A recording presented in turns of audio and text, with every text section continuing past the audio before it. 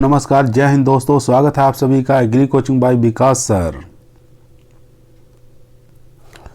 अगर आप लोग ICAR, JRF, SRF, UP CATET, IBPS, AFO, AO, AAO, agriculture supervisor, TA, other agriculture competitive exam का तैयारी कर रहे हैं, कोई भी एग्रीकल्चर वनडे की एग्ज़ाम की तैयारी कर रहे हैं तो इस वीडियो को ज़रूर देखिए। आज का जो हमारा टॉपिक रहने वाला है वो अंगूर है, यानी कि इसको ग्रेप्स कहा जाता है या विटीकल्चर के नाम से भी जाना जाता है।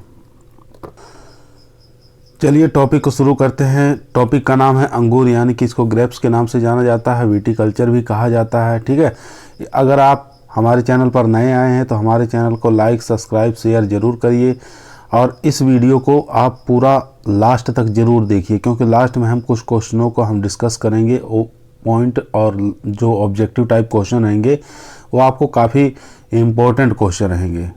चलिए शुरू करते हैं। वनस्पति का नाम देखते हैं। इसका बॉटनिकल नेम क्या होता है? इसका बॉटनिकल नेम होता है विटिस विनिफेरा। क्या कहते हैं भाई? विटिस विनिफेरा। और इसकी जो फैमिली है वो है विटेसी, यानी कि वाइटेसी भी कहा जाता है, विटेसी भी कहा जाता है। बात करते हैं उत्पत्ति स्थान का। उत्पत्ति स्थान इसका आर्मेनिया है, यानी कि एशिया माइनर के पास। बात करते हैं गुणसूत्र संख्या यानी क्रोमोसोम नंबर की, तो 2n बराबर 40 होता है। ठीक है, यानी कि ये द्विगुणित होता है। खाए जाने वाला भाग इसका पेरिकार्प कहलाता है या प्लेसेंटा। पेरिकार्प व प्लेसेंटा कहलाता है या फल भीति कह सकते हैं इसको। फल का प्रकार जो होता है वो सरस होता है, जिसको बेरी के नाम से जाना जाता है।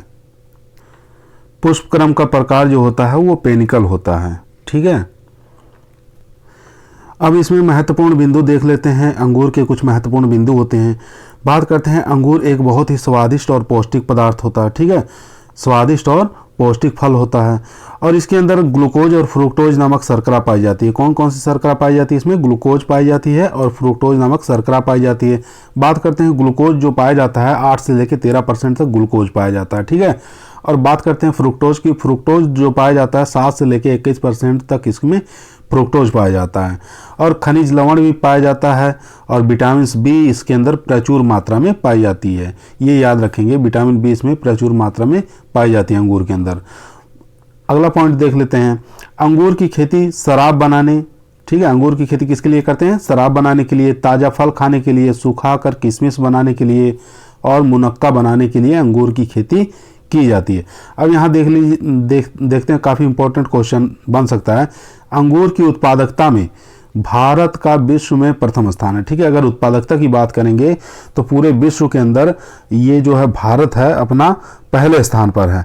अगर बात करें उत्पादन की दृष्टि से, तो उत्पादन की दृष्टि से अंगूर में भारत जो है, ठीक है भाइयों, अंगूर उत्पादन में अगर बात करें तो पूरे विश्व के अंदर भारत का 8वां स्थान है और पहला स्थान आ जाता है किसका? पहला स्थान अंगूर उत्पादन के अंदर चाइना का है, यानी कि चीन का पहले स्थान पर है। चलिए और भी बात कर लेते हैं। ऐसा माना जाता है कि भारत में अंगूर का आगमन ईरान और अफगानिस्तान से हुआ। ठीक है, ईरान और अफगानिस्तान से इसका आगमन हुआ है। और कौन सी शताब्दी में या ईस्वी में हुआ है? ये 1300 ईस्वी में इसका आगमन हुआ है। कहाँ से? ईरान और अफगानिस्तान से। कुछ और महत्वपूर्ण बिंदुओं को देख लेते हैं। विश्व में अंगूर का कुल उत्पादन लगभग 80% शराब बनाने में किया जाता है। ठीक है, जितना भी अंगूर पूरे संसार में या विश्व में होता है उसका 80% जो होता है वो सिर्फ शराब बनाने के लिए ही उपयोग किया जाता है। और इम्पोर्टेंट बात यहाँ भी देख सकते हैं कि अंगूर में लगभग 20% शर्करा पाई जाती है। ठीक है, ये क्वेश्चन काफ़ी इंपॉर्टेंट है, हर एग्जामों में पूछा गया है कि अंगूर में कितनी प्रतिशत शर्करा पाई जाती है, तो 20% इसके अंदर शर्करा पाई जाती है। और इसके अलावा क्या इसके अंदर होता है? आयरन पाया जाता है, कैल्शियम पाया जाता है, फास्फोरस भी काफ़ी प्रचुर मात्रा में पाया जाता है अंगूर के अंदर। चलिए कुछ और बिंदुओं पर बात कर लेते हैं। जैसे अगर पूछ सकता है क्वेश्चन, भारत में सर्वाधिक अंगूर का उत्पादन कौन सा राज्य करता है? तो महाराष्ट्र जो है सबसे ज़्यादा उत्पादन करता है पूरे भारत में अंगूर। अगर बात करें राजस्थान के अंदर सबसे ज़्यादा कौन सा जिला उत्पादन करता है, तो श्री गंगानगर जो है ये सबसे ज़्यादा ये उत्पादन करता है राजस्थान के अंदर। ठीक है, अब बात कर लेते हैं कि अंगूर में खुशबू किसके कारण आती है। ठीक है, अंगूर में जो खुशबू आती है वो किसके कारण आती है, वो आती है मिथाइल, किसके कारण आती है, मिथाइल एंथ्रेलेट के कारण आती है, एंथ्रेलेट के कारण आती है। ये बात याद रखेंगे, मिथाइल एंथ्रेलेट के कारण अंगूर के अंदर खुशबू आती है। अब पूछ सकता है क्वेश्चन, अंगूर में टार्टरिक अम्ल पाया जाता है। ठीक है, कौन सा अम्ल पाया जाता है अंगूर के अंदर, टार्टरिक एसिड पाया जाता है, इसके अंदर टार्टरिक अम्ल पाया जाता है अंगूर के अंदर, ये भी ध्यान देंगे। उसके अलावा बात करें अंगूर में कुछ और चीज़ें, जैसे एच डी ओल्मा, एच डी ओल्मा अंगूर के पादप प्रजनक थे। ठीक है, ये क्या थे, एच डी ओल्मा अंगूर के पादप प्रजनक थे, जिन्होंने अंगूर की डिलाइट तथा परलेट, ठीक है, अंगूर की डिलाइट और परलेट किसमें विकसित की। ठीक है, पूछ सकता है डिलाइट और परलेट किसके द्वारा विकसित की गई किस्में, तो एच डी ओल्मा द्वारा विकसित की गई ये अंगूर की किस्में हैं। ठीक है, ये पादप प्रजनक थे एक प्रकार के। और यहाँ से भी क्वेश्चन काफ़ी बार पूछा गया है कि अंगूर का टीएसएस कितना होता है। ठीक है, ब्रिक्स के अंदर होता है ये, तो अंगूर के अंदर जो टीएसएस होता है वो होता है 20 से लेके 24। ठीक है, 20 से लेके 24 डिग्री ब्रिक्स। ठीक है, इस अंगूर के अंदर जो होता है टीएसएस 20 से लेके 24 डिग्री ब्रिक्स होता है। एक और पॉइंट की बात कर लेते हैं, अंगूर का राष्ट्रीय अनुसंधान केंद्र पूछ सकता है कहाँ पर है, तो अंगूर का जो राष्ट्रीय अनुसंधान केंद्र है वो कहाँ पर है, पुणे यानी कि महाराष्ट्र के अंदर है। ठीक है, पुणे महाराष्ट्र में है ये। चलिए अब बात करते हैं जलवायु की, यानी कि क्लाइमेट की। इसके लिए जो उपोष्ण जलवायु की आवश्यकता होती है। ठीक है, अंगूर की खेती के लिए उपोष्ण जलवायु की आवश्यकता होती है और पाला रहित जलवायु की आवश्यकता होती है। पकने के समय वर्षा रहित मौसम होना चाहिए, ये बात याद रखेंगे। जब अंगूर पकने की स्टेज पर हो तो वर्षा रहित मौसम होना चाहिए, यानी कि वर्षा ना हो, नहीं तो खराब हो सकते हैं फल, कमज़ोर फल होते हैं। चलिए बात करते हैं मृदा की, यानी सॉइल कैसी होनी चाहिए अंगूर की खेती के लिए, सबसे अच्छी किस प्रकार की सॉइल होनी चाहिए अंगूर की खेती के लिए। तो यहाँ पे देख सकते हैं दोमट मृदा उपयुक्त रहती है। ठीक है, अंगूर की खेती के लिए सबसे अच्छी जो मृदा है वो दोमट मृदा, यानी कि जल निकास वाली होनी चाहिए, कंकड़ीली पथरीली नहीं होनी चाहिए, और उस भूमि का पीएच मान 6.5 से लेके 7.5 के बीच होना चाहिए, यानी कि उदासीन मृदा की आवश्यकता होती है। अब यहाँ बात करेंगे उन्नत किस्में। अंगूर की उन्नत किस्में कौन कौन सी होती हैं, यहाँ पे काफ़ी इंपॉर्टेंट है उन्नत किस्में। यहाँ देखिए रसदार, और यहाँ लिखा किशमिश के लिए। ठीक है, रसदार के लिए जो खाने के रूप में अंगूर का प्रयोग करते हैं, तो वो किस्में यहाँ पर हैं, और इस कॉलम के अंदर कौन सी किस्में हैं, यानी कि किशमिश बनाने के लिए जो किस्में हैं वो सबसे अच्छी जो किस्में यहाँ पर हैं। ठीक है, अब बात करते हैं रसदार किस्में कौन कौन सी अच्छी होती है, जैसे चैंपियन है, काली साहेबी है, अनाबे शाही है, ब्यूटी सीडलेस है, बेंगलोर ब्लू है, पर्ल ऑफ कसाबा है, कॉनकॉर्ड है, डिलाइट है, बेंगलोरा पर्पल है, अर्ली मास्कट। ये जितनी भी किस्में हैं यहाँ से लेके यहाँ तक, ये रसदार किस्में, यानी कि अंगूर जो हम खाने के रूप में प्रयोग करते हैं वो किस्में हैं। और यहाँ पे बात करते हैं किशमिश बनाने के लिए सबसे उपयुक्त जो किस्में होती हैं उसको बात कर ले। ताज़ा अंगूर, यानी कि अंगूर को सुखाकर उसे 17% नमी तक लाकर किशमिश बनाई जाती है। अगर अंगूर को हम सुखाएंगे 17% तक नमी पर लाकर अगर छोड़ देंगे तो वो हमारा किशमिश बन जाएगा। ठीक है, प्रयुक्त किस्मों का मिठास मान 20 से लेके 22 डिग्री ब्रिक्स होना चाहिए, यानी कि टीएसएस कितना होना चाहिए, 20 से लेके 22 डिग्री इसमें ब्रिक्स में होना चाहिए। चलिए बात कर लेते हैं आगे। यहाँ आप देख सकते हैं कि उन्नत किस्मों में किशमिश के लिए जो उपयुक्त किस्में हैं, जैसे किशमिश के लिए जो उपयुक्त किस्में हैं, beauty seedless, Pusa seedless, Thompson seedless, और किशमिश चारनी, और सरद सीडलेस, और सुल्तानिया। ये सब जितनी किस्में हैं ये किशमिश बनाने के लिए उपयुक्त किस्में हैं। यहाँ पर थॉमसन सीडलेस के बारे में देख सकते हैं, इसको क्लोन द्वारा प्रयुक्त किया गया है। ठीक है, इसका क्लोन द्वारा ताज ए गणेश, सोनाका और मनिका चमन, इन क्लोन द्वारा थॉमसन सीडलेस को तैयार किया गया है। और शरद सीडलेस की बात करते हैं तो किशमिश चारनी का उत्परिवर्तन है, ठीक है, ये म्यूटेशन द्वारा तैयार की गई है। शरद सीडलेस जो है ये किसके द्वारा, कौन सी, किशमिश चारनी द्वारा उत्परिवर्तन करके बनाई गई किस्म है, कौन सी, शरद सीडलेस। अब बात करते हैं किशमिश बनाने के लिए जो भी हम अंगूर की वैरायटियों का चयन करेंगे उसमें बीज नहीं पाए जाते, ठीक है, ये बात याद रखेंगे, उसके अंदर सीडलेस वैरायटियां होनी चाहिए, बीज नहीं पाए जाते हैं। अगर बात करें कि गणेश एक किस्म है तो गणेश जो किसकी किस्म हो जाएगी, वो अनार की किस्म है, ये याद रखेंगे, काफ़ी इंपॉर्टेंट है, एग्जामों में पूछा गया है। यहाँ आप देख सकते हैं कि उन्नत किस्मों के अंदर दो चीज़ें और हम पढ़ेंगे, जैसे कैनिंग के लिए यानी कि डिब्बाबंदी के लिए कौन कौन सी किस्में अच्छी मानी गई हैं अंगूर के लिए, और मुनक्का बनाने के लिए सबसे अच्छी किस्में कौन सी मानी गई हैं। तो यहाँ देख सकते हैं कैनिंग के लिए जो सबसे अच्छी किस्म जो होती है अंगूर की वो थॉमसन सीडलेस है, पूसा परलेट है और चंपा ब्लैक चंपा है, पर्ल ऑफ कसाबा, ठीक है, ये इतनी किस्में जो होती हैं ये कैनिंग के लिए अच्छी किस्में हैं, यानी कि डिब्बाबंदी के लिए सबसे अच्छी किस्में हैं। और यहाँ पर पूछता है कैनिंग के लिए सबसे अच्छी किस्म कौन सी होती है, तो वो परलेट हो जाएगी, परलेट को आप याद रखेंगे, काफ़ी इंपॉर्टेंट वैरायटी है। उसके बाद बात करते हैं मुनक्का के लिए। मुनक्का के लिए जो सबसे अच्छी किस्म है वो अनाब शाही हो गया, गुलाबी हो गया, दिलखुश हो गया, ठीक है। ये दिलखुश जो है ये क्लोन द्वारा तैयार की गई किस्म है और वो किस क्लोन से लिया गया है, अनाब शाही का क्लोन है, ठीक है, अनाब शाही का क्लोन द्वारा तैयार की गई दिलखुश है, ठीक है। ये इंपॉर्टेंट क्वेश्चन है, यहाँ पे बन सकता है कि दिलखुश जो है किसके क्लोन द्वारा तैयार की गई है, कौन सी वैरायटी द्वारा तैयार की गई, तो ये जो है मुनक्का के लिए सबसे अच्छी किस्म है दिलखुश। चलिए बात करते हैं आगे। प्रिय दोस्तों, आप लोग लास्ट तक जरूर देखिएगा इस वीडियो को, क्योंकि काफ़ी इंपॉर्टेंट ये जो है चैप्टर है और इससे क्वेश्चन हर एग्जामों में बनता है। अब आगे बात करते हैं शराब के लिए किस्म, ठीक है। अभी हम बताए थे कि 80% जो है भारत में या पूरे विश्व में बात कर सकते हैं वो किसके, अंगूर की खेती किसके लिए की जाती है, शराब बनाने के लिए। 80% जो है शराब ही बनाया जाता है अंगूर के लिए। और बात करते हैं शराब बनाने के लिए जो उन्नतशील किस्में हैं वो कौन कौन सी हो जाएंगी, वो Pusa seedless, Bangalore purple, beauty seedless, Himrod, Arka Shyam और अर्का कंचन, ये जितनी भी किस्में हैं ये सब शराब बनाने के लिए सबसे अच्छी मानी गई हैं।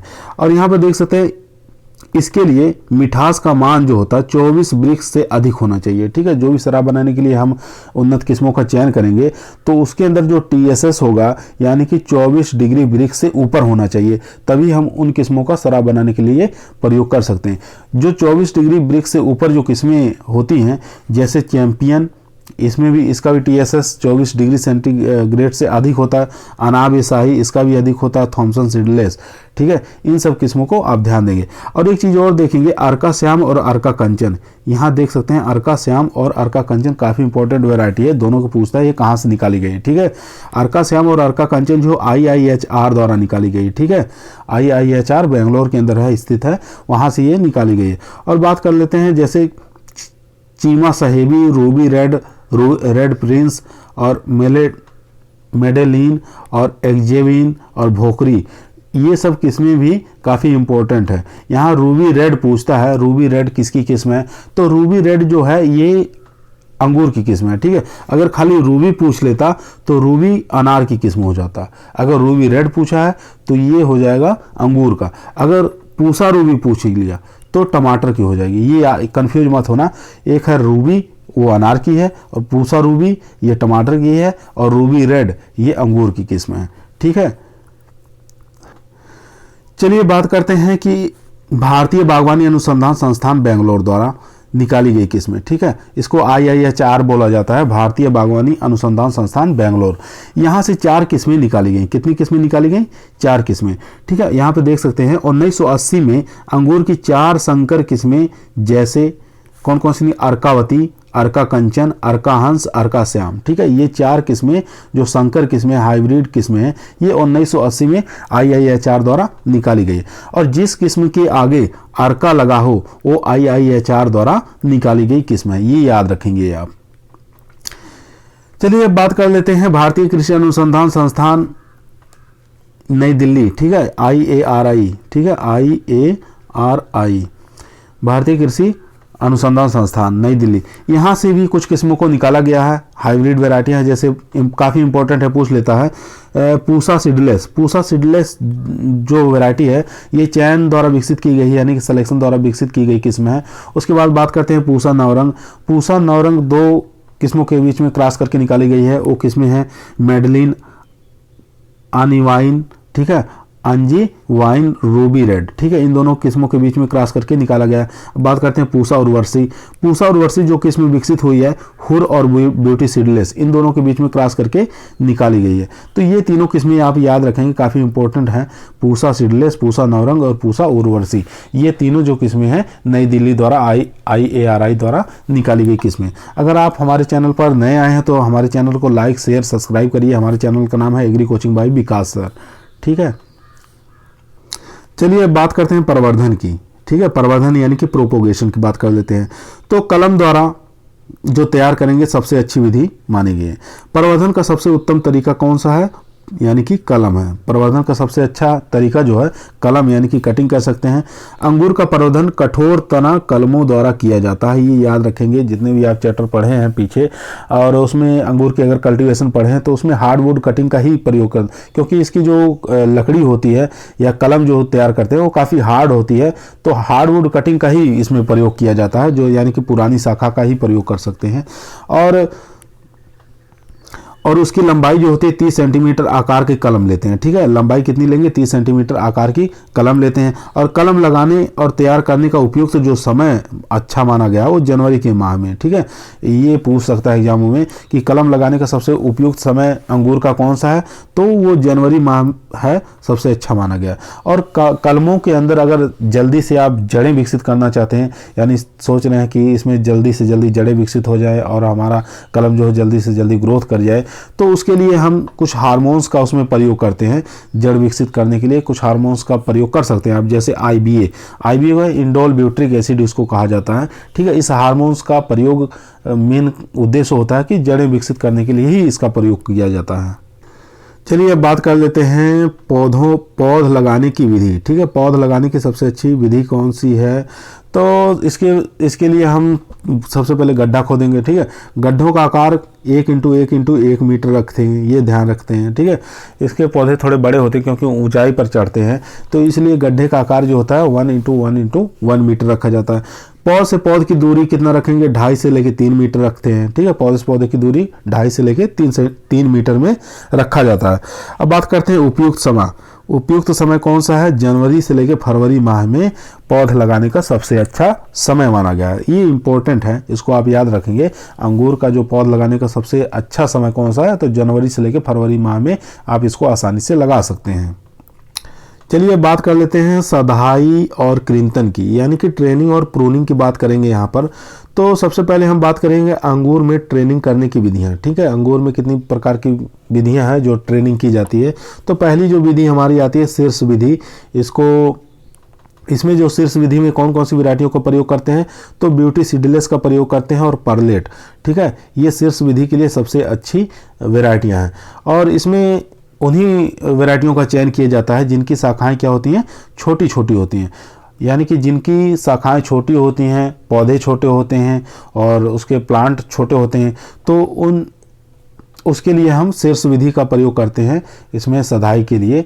तो इसमें जो वैरायटियां हैं ब्यूटी सीडलेस है, परलेट है, ठीक है। और निफिन विधि में बात करते हैं। निफिन विलियम निफिन एक वैज्ञानिक थे, ठीक है, उनके नाम पर रखा गया है, ये याद रखेंगे। ये प्रमुख क्रिया है विलियम निफिन, ठीक है। ये कहाँ के थे, न्यूयॉर्क के थे। 1850 में इन्होंने इस विधि को विकसित किया था, ठीक है। निफिन विधि इसको कहा जाता है, तो विलियम निफिन के नाम पे ही रखा गया है। तो इसमें जो वैरायटी है निफिन विधि में कौन कौन सी प्रयोग है, थॉमसन सीडलेस का प्रयोग करते हैं, परलेट, ये दो किस्मों का हम इसमें प्रयोग करेंगे निफिन विधि के अंदर, ठीक है। और आगे बात करते हैं, चलिए आगे देखते हैं। आगे जो तीसरी जो विधि आती है हमारी टेलीफोन विधि, ठीक है। इसको इसमें जो टेलीफोन विधि में कौन कौन सी किस्मों का प्रयोग कर सकते हैं, एक परलेट किस्म का प्रयोग कर सकते हैं, एक थॉमसन सीडलेस का प्रयोग कर सकते हैं। चौथी जो विधि आती है ट्रेनिंग के लिए या सधाई के लिए, हमारी पंडाल विधि, ठीक है। इसको बाबर सिस्टम के नाम से भी जाना जाता है, ये याद रखेंगे। चाहे बाबर सिस्टम पूछ दे, चाहे पंडाल विधि पूछ दे, चाहे आर्बोर सिस्टम पूछ दे, चाहे परगोला सिस्टम पूछ दे, ठीक है। ये सब विधियां जो है अन्य नाम है इसके पंडाल विधि के, ठीक है। बाबर सिस्टम, आर्बोर सिस्टम और परगोला सिस्टम, इन नामों से भी जाना जाता है पंडाल सिस्टम को। और ये अंगूर की खेती में सबसे ज़्यादा प्रयुक्त होने वाली विधि है, ठीक है। पंडाल विधि जो है अंगूर में सबसे ज़्यादा प्रयुक्त की जाने वाली सधाई का कार्य है।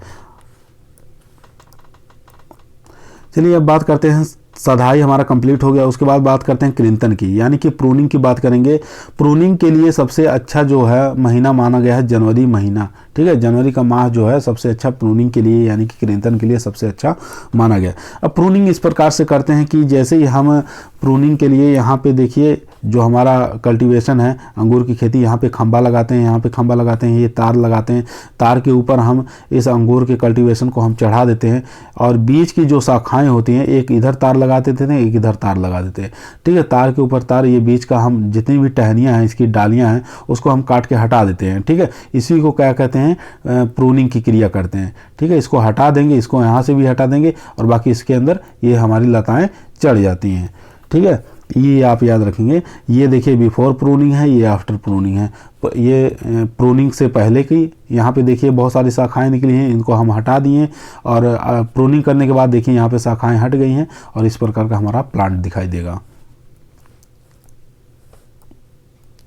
चलिए अब बात करते हैं पौध संरक्षण यानी कि प्लांट प्रोटेक्शन की बात करेंगे। तो कीट के बारे में सबसे पहले पढ़ेंगे, कौन कौन से कीट अंगूर में भयानक लगते हैं, खतरनाक लगते हैं। तो पहला कीट जो हमारा है अंगूर का भृंग, ठीक है। अंगूर का भृंग जो होता है ये वयस्क, चमकीले और ताम्र रंग का होता है, ठीक है। यहाँ पे देख सकते हैं वयस्क रंग का है और ताम्र जैसे रंग का दिखाई देता है।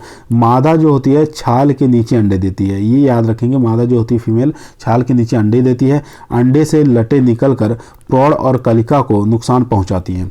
प्रबंध कैसे करेंगे इसका, मिथाइल डेमेटोन 25 EC, ठीक है, 1 ml लेंगे दवा और प्रति लीटर पानी में घोल बनाकर इसका स्प्रे करेंगे। किसका, मिथाइल डेमेटोन 25 EC का। तो इससे जो अंगूर का भृंग होता है ये नष्ट हो जाएंगे। दूसरा जो हमारा प्रमुख कीट आता है उसका नाम है चेफर बीटल, ठीक है। ये रात्रि के समय नई पत्तियों और प्रवाहों को खाता है, ठीक है। ये रात के समय निकलता है और जो नई पत्तियां हैं और जो निकलने वाली टहनियां हैं, शाखाएं हैं, उनको खा जाता है और वर्षा शुरू होते ही इसका आक्रमण शुरू हो जाता है। और प्रबंध कैसे करेंगे, प्रबंध के लिए इसका क्विनोलफॉस 25 EC दवा आती है, 2 ml दवा लेंगे या उसके स्थान पर स्लाइनोसेड 45 EC 0.5 ml प्रति लीटर पानी की दर से घोल बनाकर इसका स्प्रे करेंगे। देखिए इस प्रकार का होता है ये चेफर बीटल, ठीक है। ये जो है आप कीट देख रहे हैं ये चेफर बीटल है, ये इस टाइप का होता है अंगूर में। तीसरा जो प्रमुख कीट हमारा खतरनाक कीट है वो पर्णजीवी यानी कि थ्रिप्स के नाम से जाना जाता है। निम्फ और वयस्क जो होते हैं पत्तियों और फूलों से क्या करते हैं, रस चूसते हैं और पत्तियों पर सफ़ेद धब्बे पड़ जाते हैं, ठीक है। जैसे रस चूस लेते हैं तो क्लोरोफिल नष्ट हो जाता है, तो उसके स्थान पर क्या होता है, पत्तियों वाइट कलर की हो जाती हैं, उस पर धब्बे पड़ जाते हैं, फल का आकार बिगड़ जाता है। और प्रबंध कैसे करेंगे, तो मिथाइल डेमेटोन 25 EC 1 ml दवा लेना है या डाइमेथोएट 30 EC 1 ml दवा लेना है, प्रति लीटर पानी में घोल बनाकर स्प्रे कर देंगे। ये देखिए आप थ्रिप्स देख सकते हैं, इस प्रकार के थ्रिप्स होते हैं।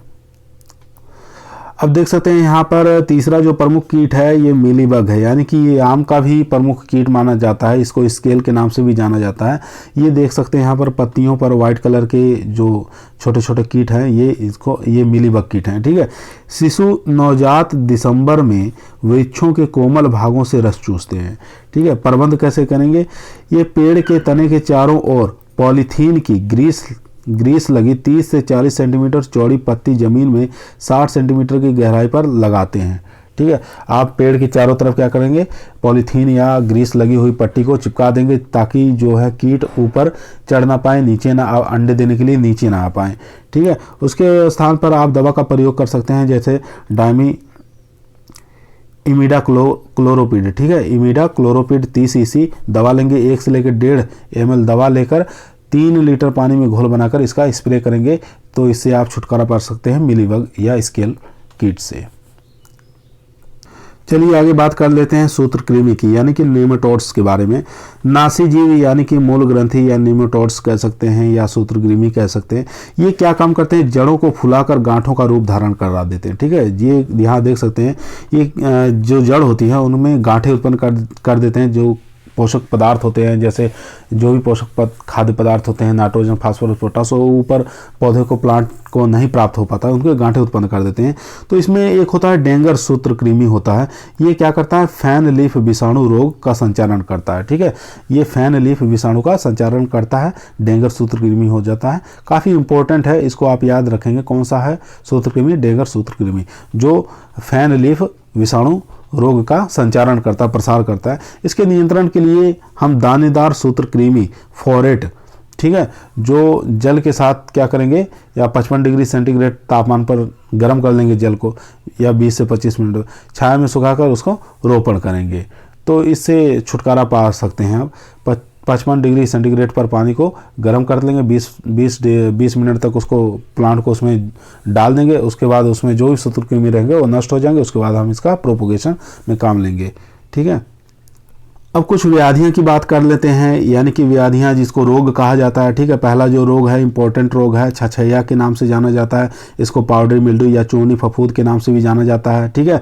और वो रोग कारक यानी कि किसके कारण होता है? ये कवक के द्वारा ही होता है। उस कवक का नाम है एरिसाइफी वीटी कवक, ठीक है। उस कवक का क्या नाम है? एरिसाइफी वीटी कवक के नाम से जाना जाता है। इसमें होता क्या है? टहनियाँ जो होती हैं, पत्तियाँ, पुष्पक्रमों पर सफ़ेद रंग के चूर्ण दिखाई देते हैं, ठीक है। टहनियों पर, पत्तियों पर और पुष्पक्रमों पर क्या सफ़ेद रंग के पाउडर नुमा चूर्ण के रूप में दिखाई देता है। अब प्रबंध कैसे करेंगे, मैनेजमेंट कैसे करेंगे? यानी कि घुलनशील गंधक लेंगे 2.5 ग्राम, ठीक है, या कैराथेन 1 ml प्रति लीटर पानी में घोल बनाकर इसका स्प्रे करेंगे छछैया रोग के लिए। चलिए दूसरे रोग की बात करते हैं। दूसरा रोग हमारा जो आता है एंथ्रोकनोज के नाम से जानते हैं। ये आम के अंदर भी लगता है, अमरूद के अंदर भी लगता है। काफ़ी खतरनाक रोग है।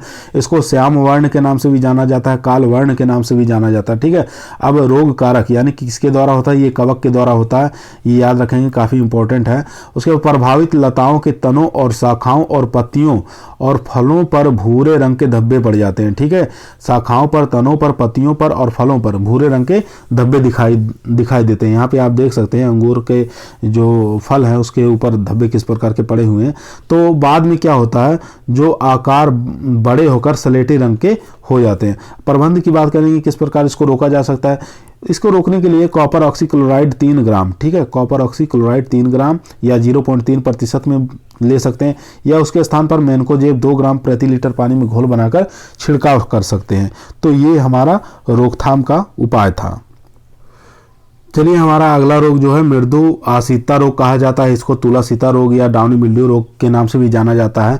ये देख सकते हैं डाउनी मिल्ड्यू रोग लगा है, यानी कि मृदु आसिता रोग लगा। रोग कारक की बात करते हैं तो प्लाज्मोपोरा विटिकोला नामक कवक के द्वारा होता है, ठीक है। प्लाज्मोपोरा विटिकोला नामक कवक के कारण होता है। अब प्रभावित किस प्रकार करता है? पत्तियों की ऊपरी सतह पर अनियमित हल्के पीले या गहरे भूरे रंग के धब्बे पड़ जाते हैं। अब बात करते हैं इसकी निचली सतह पर कवक की वृद्धि मिलती है, यानी कि नीचे की जो पत्तियां होती है व्हाइट कलर की, संपूर्ण रूप से व्हाइट कलर हो जाती है। एक तरफ देख सकते हैं ये ऊपर की पत्ती है और ये नीचे की पत्तियां इस प्रकार की हो जाती हैं। प्रबंध की बात करें किस प्रकार की इसको रोका जा सकता है। इसके उपचार के लिए कवकनाशी का प्रयोग कर सकते हैं, जैसे जाइनेब है, मैनकोजेब है 2 ग्राम और ताम्रयुक्त कवकनाशी 3 ग्राम प्रति लीटर पानी में घोल बनाकर इसका स्प्रे करते हैं या छिड़काव कर सकते हैं। चलिए अब बात करते हैं दैहिक विकार यानी कि फिजियोलॉजिकल डिसऑर्डर। फिजियोलॉजिकल डिसऑर्डर की बात करें तो अंगूर के अंदर सबसे ज़्यादा फिजियोलॉजिकल डिसऑर्डर होते हैं। जैसे पहला जो हमारा फिजियोलॉजिकल डिसऑर्डर है कलिका या फूलों एवं फलों का गिरना, बर्ड्स और फ्लावर एंड फ्रूट ड्रॉप्स। अब इसकी बात करते हैं तो फल या तो छोटा रह जाता है इसमें, या सामान्य आकार प्राप्त नहीं कर पाता है, जबकि अंडाकार रहता है। इस दशा को मिरनडेज कहते हैं, ठीक है। इस दशा को क्या कहते हैं? मिरनडेज कहा जाता है। ये इस प्रकार के फल हो जाते हैं, इसमें कलिका या फलों का ड्रॉप के रूप में गिर जाते हैं। अगर नहीं गिरते हैं तो इस प्रकार की संरचना बन जाती है, इसको कहते हैं मिलन मिलन डेज कहा जाता है। अब बात करते हैं अंगूर के पुष्प गुच्छों का भली प्रकार से फल ठहराव न होने पर कोल्यूर कहते हैं। ठीक है, अगर अंगूर के अंदर फल कभी छोटे कभी बड़े इस प्रकार के अगर रह रहे हैं, पूर्ण रूप से ठहरे नहीं हैं, तो इस स्थिति को क्या कहते हैं? कोल्यूर के नाम से जाना जाता है। चलिए इसका उपचार देख लेते हैं। इसका नियंत्रण करने के लिए नत्रजन उर्वरकों का उचित मात्रा में प्रयोग करें। ठीक है, नत्रजन का अनुपात जो सही रखेंगे तब ये रोग नहीं लगेगा। उसके बाद बात करते हैं फूल खिलने से पहले। ठीक है, जैसे ही फूल अंगूर में खिलने शुरू हो तो उससे पहले क्या करना है? 0.2% बोरिक अम्ल का छिड़काव करेंगे, यानी कि 2 ग्राम भी ले सकते हैं। 0.2% में है तो 2 ग्राम प्रति लीटर में घोल बनाकर इस पे फूल आने से पहले हम स्प्रे करेंगे। अब बात करते हैं तीसरा नियंत्रण, फलों का रंग बदलने की अवस्था में 500 ppm इथेफोन का छिड़काव करें, या 500 ppm की जगह आप 500 mg ले सकते हैं। 500 mg मिलीग्राम प्रति लीटर पानी में घोल बनाकर इथेफोन का इसके ऊपर स्प्रे करेंगे। चलिए अगला जो फिजियोलॉजिकल डिसऑर्डर है हमारा दूसरे नंबर पर, सेकंड नंबर पे आता है शॉर्ट बेरीज कहा जाता है। इसको शॉर्ट बेरीज के नाम से जाना जाता है। इस विकार में अंगूर के फल अविकसित होते हैं, यानी कि उनका आकार पूर्ण रूप से विकसित नहीं हो जाता है, छोटे छोटे हो जाते हैं, सख्त हो जाते हैं और खाने में बेस्वाद हो जाते हैं। ठीक है, और यह जो समस्या होती है उत्तरी भारत में सबसे ज़्यादा होती है। ठीक है, उत्तरी भारत में सबसे ज़्यादा देखा गया है। और कौन सी किस्म में सबसे ज़्यादा होता है? तो परलेट किस्म जो होती है इसके अंदर यह समस्या सबसे ज़्यादा पाई जाती है। ठीक है, शॉर्ट बेरीज पूछा जाता है किस किस्म में सबसे ज़्यादा होता है, तो परलेट जो किस्म होती है इसके अंदर सबसे ज़्यादा होता है। अब इसके नियंत्रण की बात करें तो जब गुच्छों में 50% फल बन जाएं तो उस अवस्था में इथेफोन 25 ppm का घोल गुच्छों पर स्प्रे करेंगे, यानी कि उपचार करेंगे, तो ये समस्या शॉर्ट बेरीज की समस्या समाप्त हो जाएगी। उसके बाद तीसरा जो फिजियोलॉजिकल डिसऑर्डर है, दैहिक विकार है, ये हमारा पिंक बेरी है। इसको पिंक बेरी के नाम से जाना जाता है। ये जो है सबसे ज़्यादा महाराष्ट्र के अंदर देखी गई ये समस्या। ये जो पिंक बेरी है सबसे ज़्यादा थॉमसन सीडलेस जो किस्म है इसके अंदर सबसे ज़्यादा समस्या पाई जाती है। ठीक है, यानी कि थॉमसन सीडलेस के अंदर ये प्रमुख फिजियोलॉजिकल डिसऑर्डर है। बात करते हैं कुछ दानों में गुलाबी रंग के आ जाते हैं। ठीक है, कुछ दानों में गुलाबी रंग के आ जाते हैं, उसी को क्या जाता है? पिंक बेरी रोग के नाम से जाना जाता है। यहाँ पे आप फिगर में देख सकते हैं कि ये पिंक बेरी यहाँ पर रोग हो गया है, यानी कि अंगूर देख सकते हैं पिंक कलर का हो गया। और ये होता क्यों है? काफ़ी इंपॉर्टेंट है इसका उपचार यानी नियंत्रण। ये अधिक टेम्परेचर के कारण हो जाता है, तो उसमें अधिक टेम्परेचर के कारण गुलाबी दाने बन जाते हैं, ये विकार उत्पन्न हो जाता है। तो टेम्परेचर अगर अधिक होगा तो इस प्रकार के इसमें पिंक बेरी फिजियोलॉजिकल डिसऑर्डर उत्पन्न हो जाएगा।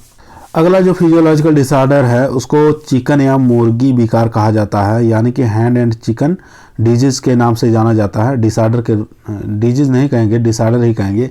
हैंड एंड चिकन डिसऑर्डर के नाम से जाना जाता है। इसमें क्या होता है, जो अंगूर होते हैं हमारे यहाँ पे देख सकते हैं कि स्याही के कलर के हो जाते हैं, यानी कि गुच्छों का आधार पर दानों का विकास पूर्ण और सही होता है तथा गुच्छों के अग्रिम भागों में, ठीक है, दाने पूर्ण विकसित नहीं हो पाते हैं। ठीक है, स्याही के कलर के बदल जाते हैं। और यहाँ पे इम्पोर्टेंट बात यह है कि मुख्य कारक ये किसके कारण होता है? बोरान तत्व की कमी के कारण होता है। ठीक है, अगर बोरान तत्व की कमी हो जा रही है तो हैंड एंड चिकन डिसऑर्डर उत्पन्न हो जाएगा। और इसको नियंत्रण करने के लिए हम क्या करेंगे? 0.2% बोरिक अम्ल यानी कि बोरान का छिड़काव करेंगे, तब ये समस्या दूर हो जाएगी। चलिए अब बात करते हैं तुड़ाई व उपज। पकने की अवस्था को वर्जन कहते हैं। ठीक है, क्या कहते हैं? पकने की अवस्था को वर्जन कहा जाता है। अंगूर में फूल आने के बाद लगभग 3 से 4 माह बाद फल तैयार हो जाते हैं। कितने माह बाद? जैसे ही फूल आने स्टार्ट हो जाते हैं 3 से 4 माह बाद हमारे फल तैयार हो जाते हैं। उपज की बात करें तो 10 से 15 किलोग्राम प्रति बेल, एक बेल से 10 से 15 किलोग्राम प्राप्त हो जाते हैं। बात करें क्विंटल की प्रति हेक्टेयर तो 1 हेक्टेयर में 120 से लेके 200 क्विंटल प्रति हेक्टेयर हमें उपज प्राप्त हो जाती है, यानी कि 12 से लेके 20 टन उपज आराम से प्राप्त हो जाएगी प्रति हेक्टेयर में।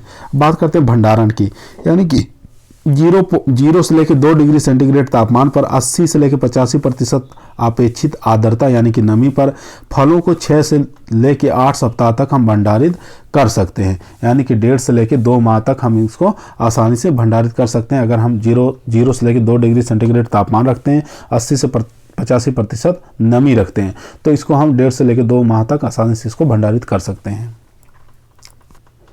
अगर आपको अच्छा लगा हो तो हमारे चैनल को लाइक शेयर ज़रूर करिए, और अधिक से अधिक लाइक करिए, शेयर करिए, और लेकिन सब्सक्राइब करना ना भूलिए। हमारे चैनल का नाम है एग्री कोचिंग बाय विकास सर, ठीक है। यहाँ देख सकते हैं एग्री कोचिंग बाय विकास सर, ये मतलब हमारे चैनल का नाम है। और इसी प्रकार से रोज़ाना हम नया नया टॉपिक लाते रहेंगे।